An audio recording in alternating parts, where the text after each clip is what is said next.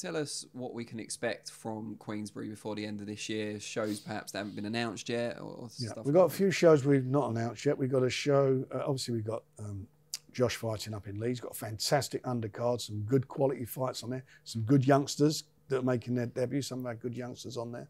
We're doing the same in Birmingham at the end of November, and we'll be announcing the full card. There'll be at least 5 title fights on that card. And then we're going to do a show in December with the big guys, but we've got to nail down the venue and get that sorted out. So that's the minimum that we'll do before the end of the year. A lot of guys to get out before the end of the year as well. Busy stable, of course, at the moment. We're busy promoters. I mean, we're about British boxers. That's what we're here. British boxing, British. We don't want to stretch ourselves too thin. We're not in the business of farming British boxers out as fodder, getting them knocked over to just pad out of shows and keep your business running elsewhere. No idea you could be referring to. I'm sure you haven't. But we're all about one thing only, and that is British boxers. The boxers with us get a service. They get exposure. They get a service. That's what we're about. Absolute British boxing at its best, and developing and bringing through the talent. We've got great fighters, not just British prospects, world prospects. Liam Williams is one of those. Well, Liam, we went to purse bid yesterday. Don King won the purse bid for the fight against Garcia. We'll see whether he's going to put it on. He's got 7 days to confirm the venue and so forth. So we're all sitting here in anticipation. That's an eliminator? It's an eliminator, yeah. So we're all sitting here waiting, and Liam will be out in November. Either Don's going to put it on or we're going to put it on if he doesn't come up with a venue.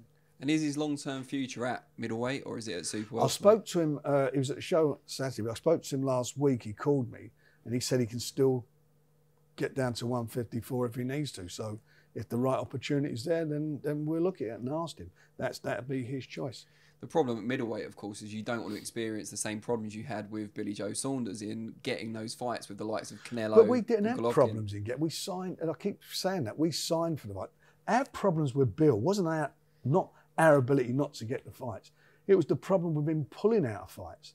We just went from mandatory to mandatory and nothing in between because he was injured, pulled out a couple of fights with Martin Murray and so forth. That guy went in prison. What's his name? You remember? Bursak. You know what I mean? Georgian. Yeah. Well, I actually thought he was That's quite a nice him. bloke. Yeah. But there's a few. So that's what happened with him. It weren't like we couldn't deliver for him. That is what happened. Unfortunately, he was injured or whatever. And, he is doing what he's now, and God bless him, he's out fighting on that show in the States, and he's doing what he's got to do. I'm not going to ask you about that show in the States because I've heard you've got some rather strong opinions on it. It's not a strong opinion. I've got no problem with look, those two guys, good luck to them. It's like the equivalent of white collar fighting, isn't it? I mean, they're not got any amateur experience. They're two guys who've done it already. They've got these tremendous following on YouTube, and they're monetizing it by getting their rivalry off in the ring. I mean, it is what it is. I mean, it's like two blokes from the city fighting each other from rival hedge funds or whatever. That's what it is. But it's not. Let's get it. It's not what we class as professional boxing. So they've wound up getting a license, and Hearn's got to deliver for the zone. He's not delivered. I think he's delivered about 70,000 subscribers for all of his shows since he's begun with them. Spent 100 million, is it? Or 80, 100 million? And he's delivered personally, his shows have delivered 70,000 subscribers. That's not Canelo. He's not got Canelo. He's not got him at all. He's with Golden Boy. So now he's now got to get out there and he's got to put some subscriptions in.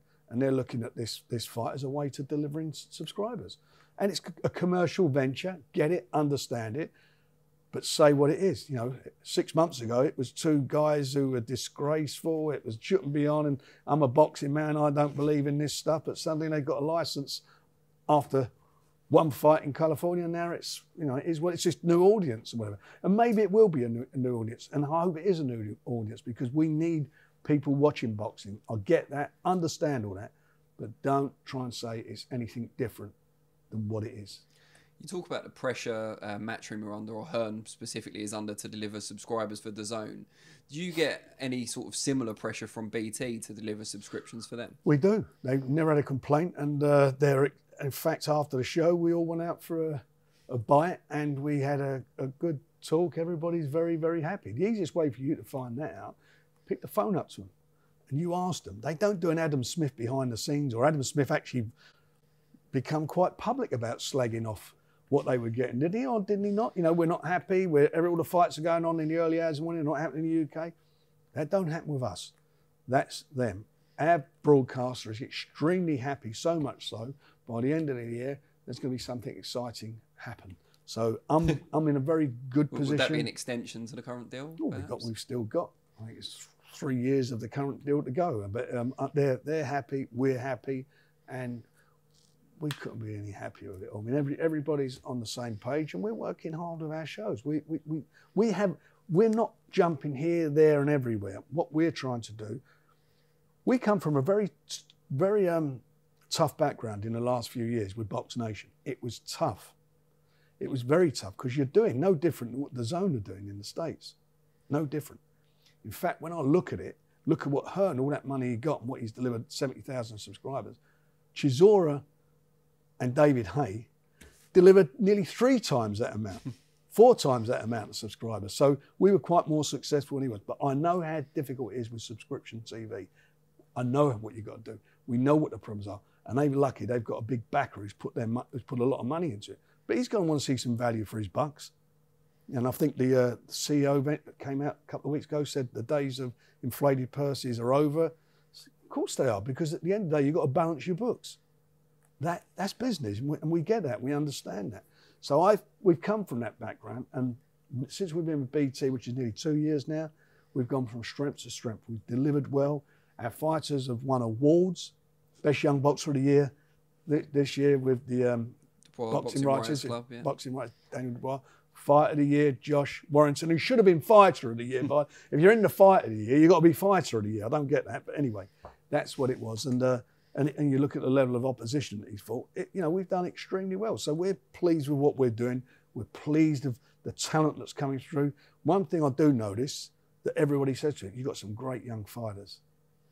And we have. We've got some great young prospects.